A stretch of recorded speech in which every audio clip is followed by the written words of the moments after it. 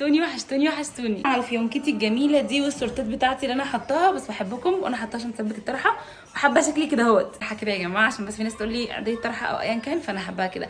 المهم لو لسه جديده اعملوا لي سبسكرايب واللايك والكومنتات الكتيره اللي بحبها منكم. طب بقى هنعمل ايه مع بعض؟ هنعمل روتين مسائي حلو وقمر وعسل شبهكم يا عسلات يا اشتات يا ولاد. ان انا كنت لسه جايبه معاكم الشقه من قيمه كام يوم في الفيديوهات اللي عدت، فانا النهارده هديها راحه وهنسرح لها شعرها حاجات بسيطه. وانا عملت ايه بس في دبان رزل مش عارفه اطلعه بجد، تعبانه بجد، تعبانه مش قادره، بطني وجعاني قوي. تنظم هنا لو ما عملتش فيها حاجه بكنسها، ولو عملت بعدل الخديات وبتتكنس برده في نفس الوقت. فانا دي متنظمه فما خدتش وقت فيها. وطبعا اوضه النوم نظيفه، استنى اوريها لكم. اوضه النوم نظيفه، بس في عندي غسيل عايز يتنشر، في غسيل عايز يتلم، هنعمله مع بعض. والمطبخ فيه عندي شويه مواعين وهنعمل الاكل. بس ده كده الروتين المسائي، وبعدين نحضر مع بعض وبالليل نبقى نغسل المواعين نشجع بعضينا. بصوا بقى يا جماعه، التويليت كنت غسلاه نضيف قوي، وكنت غاسله كمان الكوتشي بتاعي وكنت مظبطاه. بس ما عنديش بقى شاور ولا عندي صابون ولا اي حاجه، عايزه انزل معاكم اشتري. ومش عارفه بقى عمو هيخلص لي العلبه دي امتى، بجد عايزه اخلصها وعايزه اعمل ديكورات في التويليت، بس مش عايزه اعمل حاجه غير كله يكون كده مع بعض حلو. منظر هنا مش قادره اقول لكم، لا يقاوم، مش قادره ابص له اصلا. بس بقى مع بعض نروح ننشر مع بعضينا.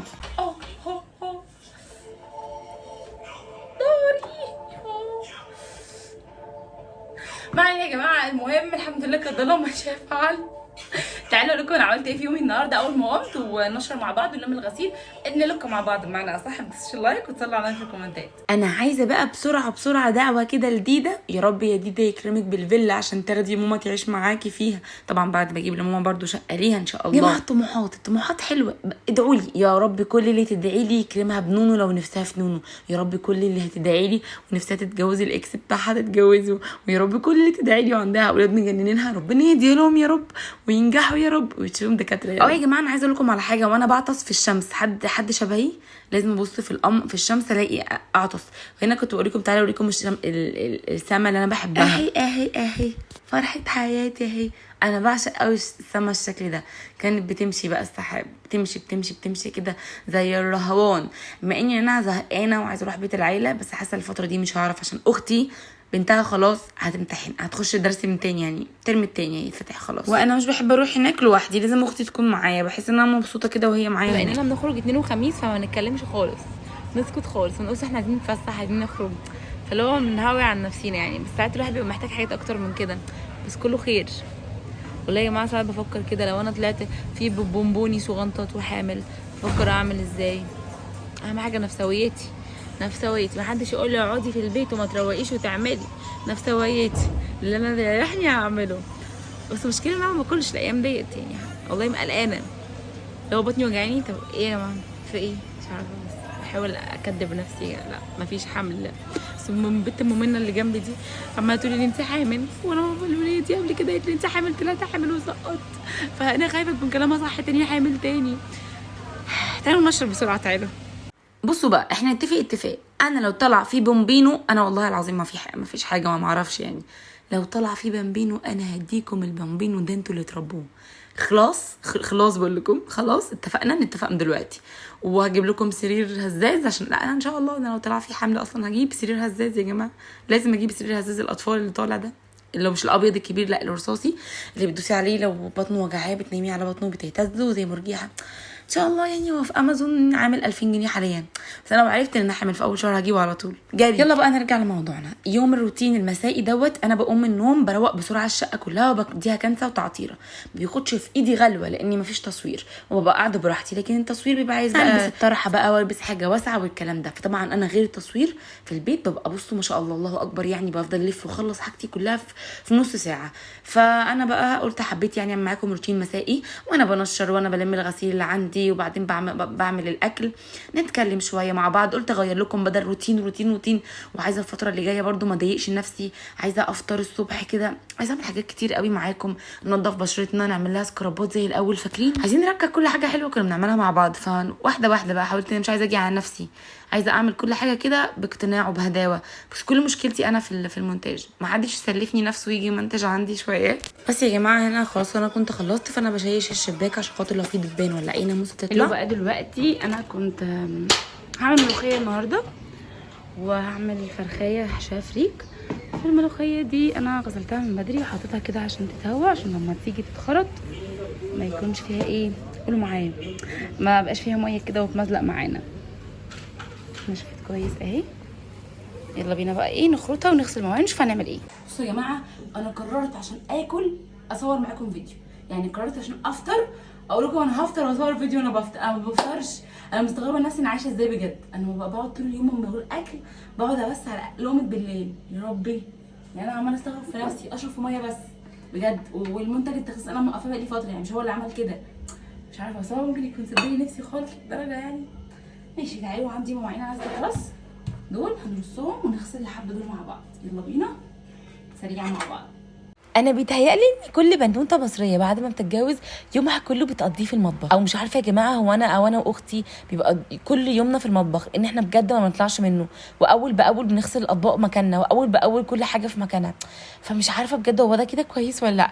بيجي احنا وقت اللي هو خلاص، انا عن نفسي بيجي عليا وقت ساعات مش بطبخ على فكره، وبجيب اكل من بره، بس مش طول الوقت عشان برضه نوفر. وساعات كتير مش برضه اصور لكم الحاجات اللي انا بجيبها من بره، عشان يعني بروح يعني شعور زمايلي او الناس اللي ما عندهاش. بس ساعات بقعد افكر يعني، طب الناس اللي ما عندهاش مثلا امكانيه يجيبوا الاكل ده، طب انتوا ازاي معاكم رصيد تخشوا تشوفوا وتنتقدوا الناس؟ او انتوا ليه بتخشوا اصلا تنتقدوا الناس؟ وبعدين الدنيا مش بالاكل، والله انا عارفه ان انتوا ممكن يكون نفسكم في الحاجه دي، بس عادي نقدر نعمل كل حاجه، نقدر نحوش بابسط حاجه معانا، وابسط حاجه تقدروا تعملوا كل حاجه حلوه. انا كنت بدخل اعمل جمعيه انا واخواتي ب 100 جنيه في الشهر، انتوا متخيلين؟ بنقعد 10 شهور على 1000 جنيه او 2000 جنيه ب 200 جنيه في الشهر. فبجد هي حاجه حلوه قوي مش وحشه. وحوشي وهتلاقي كده ان الموضوع حلو قوي وممتع جدا، وانت بتحوشي وبتجيبي كده حاجات من فلوسك ومن تعبك، تحسي ان انت بجد كده استفدتي، وفي نفس الوقت ان انت الحاجات دي غاليه عندك قوي. عشان كده دايما بلاقيكم بتسالوني يا فريده نحوش ازاي. على فكره الجمعيات بتبقى حلوه جدا، حاولوا تخشوا جمعيات. هنا يا جماعه بقى انا فضيت ازازه الزيت، لاني كنت لسه جايبه التومين، انا ازازه واحده بس اللي عندي، ففضيتها كده. وكمان عندي مرقه ما بقطعهاش من البيت، بجيب علبه بتقعد معايا شهرين ونص، وبعد كده باخد بالفوارق كده البسيطه في التموين بتاعي بحط فيه مرقه. طلعت بقى الفرخه البلدي اللي انا كنت جايباها معاكم، بس زعلت قوي لاول مره ان انا ما تبلش الفراخ، بجد بجد ندمت. اوعوا بقى ما تتبلوهاش، انا طول عمري بتبلها وبتدي كده نكهه في الاكل تحفه. بس طبعا الشهر ده كنت تعبانه قوي، ولما جيت كسلت بصراحه ان انا اعمل بقى بصل وطماطم والكلام ده. بس ان شاء الله باذن الله باذن الله ربنا يقويني ويديني الصحه، واعمل روتين اخر الشهر دوت، واعمل فيه تجهيزات قبلها بيوم. هبشر بقى بصل وطماطم واحط عليهم ملح ونقطه خل كده، احطهم في الفريزر لحد تاني يوم ما اجيب المشتريات واتبل براحتي الوراك كلها والبانيه. يا ربي بيدي طعم ونكهه حلوه قوي. فبجد انا عن تجربه، وانا اصلا اللي كنت بتبل الفراخ من الاول خالص وبعد كده بطلتها، فتجربه بجد حلوه قوي. ما بطلوش تعملوها كده. لو اول مره يا جماعه تشوفوا فيديوهاتي، انا بجيب الفراخ بتاعتي بغسلها كويس واتبلها كويس قوي واشيلها في الفريزر. لما باجي اطلعها بحطها في قلب حله واشوحها كده تشويحتين، وبعدين بنزل عليها بميه كده دافيه شويه او سخنه، واحط عليها بقى بهارات، روزماري، مستكه، حبه ملح، فلفل اسمر، روزماري وملح، فلفل اسمر، وشويه كزبره ناشفه، وسنه كمون، معلقه ومكعب مرق الدجاج. تديكي شوربه بجد بتبقى حلوه قوي. وطبعا بالذات الشوربه البلدي بتبقى حلوه قوي، يعني ما تترميش. تقدروا تحطوا فيها بقى مكعبات خضار بعد ما تسلقوا فيها البلدي، تطلعوا الفراخ حطوا مكعبات خضار، لسان عصفور. بصوا بتخلي الاكل طعمه حلو قوي، ولسان العصفور والشوربه كل ده بيتشرب كده في ثانيه، ومغذيه جدا للاطفال. لو انت عندك طفلك 6-7 شهور تقدروا تعملوا بالشوربه دي لسان عصفور او خضار وتاكلها له، بجد بتبقى حلوه قوي. حابه اديكم كده معلومه بسيطه لاي حد معاه بيبي. عايزه اقول لكم مش كل كلام الدكاتره بيكون صح.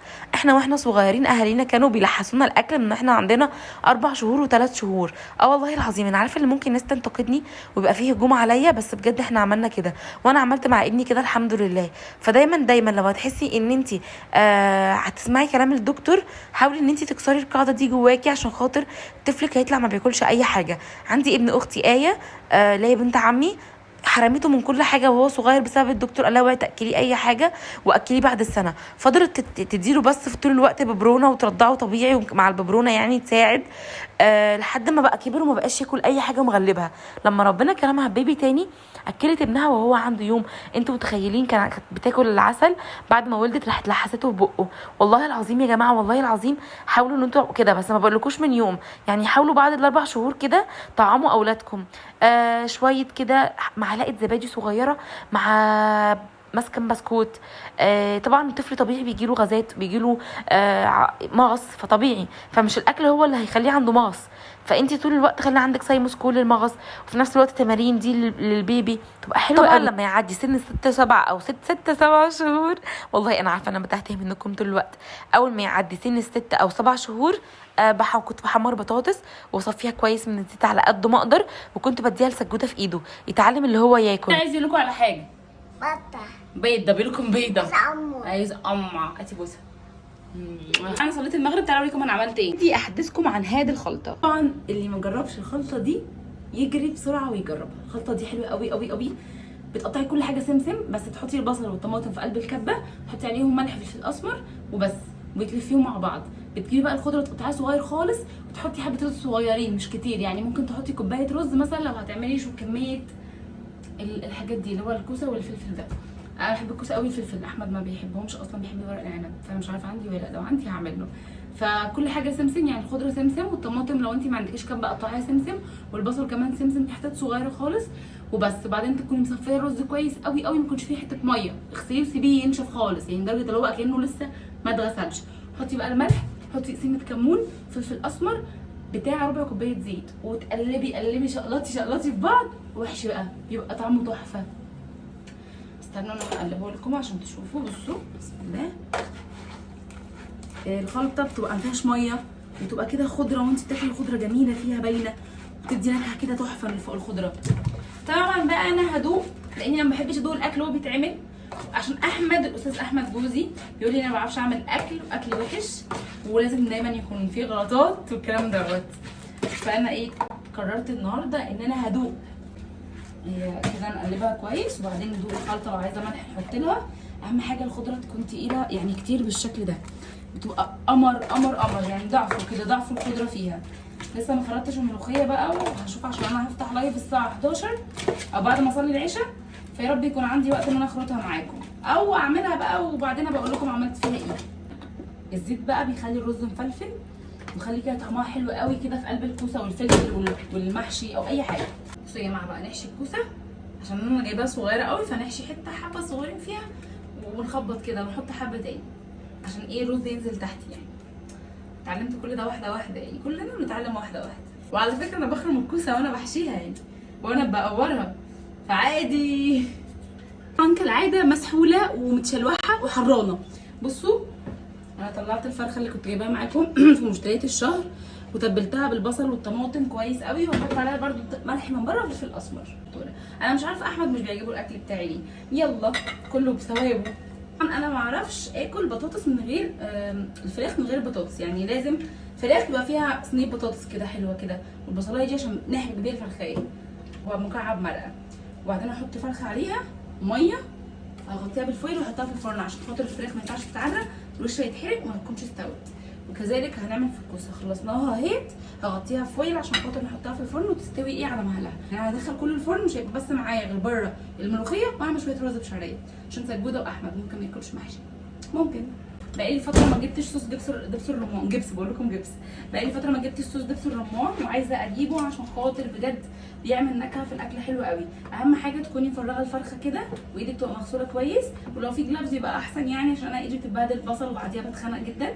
فتكوني مفرغه الفرخه بالطريقه دي عشان تحشي بقى فريك ما بين اللحم، بيبقى طعمه تحفه. كنت هبيعكم واعملها فين على التيك توك، بس قلت لا يلا مش مشكله، نحط بقى كده الفريك ما بين الفرخه الجلد كده. شايفين انا بعمل ما بين الجلد اهو. هنا بقى هنيجي كده، لو في كبده وانثى تقدري تحطيهم من بره، بس ما يكونوش نيين طبعا، يكونوا مستويين، الكبده والانثى. مفيش، هنحط بصلايه كده كبيره عشان خاطر الفريك ما يطلعش منها، سواء هتسلقيها وتحطيها في الفرن. وبعد كده بندخل بقى الرجل دي، هوريكم، استنى. بصوا بالشكل ده، نكتف رجلها ونحطها بس. وبعدين هنعمل هنحطها في قلب الصينيه دي. جماعه العشاء بتدن، رغم ان انا صاحيه النهارده الساعه 10، انا مش عارفه اصحى امتى، اما انامش خالص ما انامش. بصوا هنقفل دول عشان احطهم في الفرن وخلاص على كده، واعمل ملوخيه ونعمل رز مع بعض، ومواعين بقى اخليها عشان اللايف، والحق كمان موبايلي يتشحن واصلي العشاء، حاجات كتير قوي.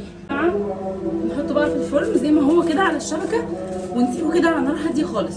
طبعا لازم نحط على الفرخه شويه ميه مغليه عشان الجلد ياخد وضعه وما ياخدش سوا كتير في الفرن. بعد كده دخلتها الفرن، طبعا غطيتها كويس في الاول، واول ما تستوي هحطيها كده وش من غير الغطا اللي انا حاطاه عليها. حطيت بقى كده شعريه كتير وكمان سمنه بلدي وشويه زيت، لان الزيت يا جماعه بيخلي السمنه يعني بيخلي الرز مفلفل وبيلمع. اميراتي انا عايزه اعيط، عايزه اقول لكم ان النور قطع والموبايل الشاحن بتاعه باظ والاكل ما عرفتش اصور، يعني حتى لما النور جه يعني شحنته جيت اصور التليفون اصلا ما اتشحنش خالص، طلع الشاحن باظ مني لتاني يوم والاكل طبعا اتاكل والكلام ده كله. فانا عملت لكم فيديو تاني او لحمت لكم، يعني كنت عامله بقيه اكل وعملت لكم برده العشاء. كنا عاملين مع بعض في الفيديو اللي فات البتنجان ده، بصوا بجد حلو قوي، تاكلوا كده جنب شويه عدس. احنا داخلين خلاص على الشتاء، عدس بجيب عدس اصفر، يا لهوي يا لهوي، وفول بطماطم بالصدوق جامد.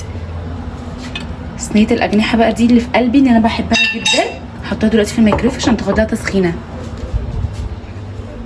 بسم الله. السجوده طبعا بعمل له كده اكلات سريعه، صدق مع مكرونه عشان لما بيجوع، عشان المكرونه بتشبع جدا. بسم الله. معانا حضرت الاكل خلاص. اهم حاجه بقى، اهم من كل ده، سيبكم بقى من الرجول دي بتاعتي انا بحبها، وسيبكم من الاجنحه. اهم حاجه تقديم الاكل لطيف وشياكه واناقه وحاجه حلوه كده وعسل زيكم والله. والويكه دي بصوا عايزه عقلكم كده، مش عايزه لسانكم تاكلوه، لا عقلكم. كل حاجه انا بشكر في نفسي قوي، يعني كل حاجه في الاخر هتلاقيها دي عايزه ملح ودي عدمه، كل حاجه هتلاقيها بايظه في الاخر، بس اهم حاجه برضو ان ريحتها حلوه. بس يا جماعه عاملين الفيلم بقى بتفرج على فيلم عرض اول على سينما روتانا سينما، بحبها جدا، مش ما بجيبش اعلانات كتير. احنا كنا بناكل من غيرك، انت ايه اللي جايبك؟ توتو واسمه فرق خبره. بس يا جماعه هاكل بقى بجد بجد حلوه قوي وفيها كمان فايده تحفه. بس يا سجود توكو، يا كوكو ساجد بيحبها على فكره، وبيحضني عشان هي كوكو.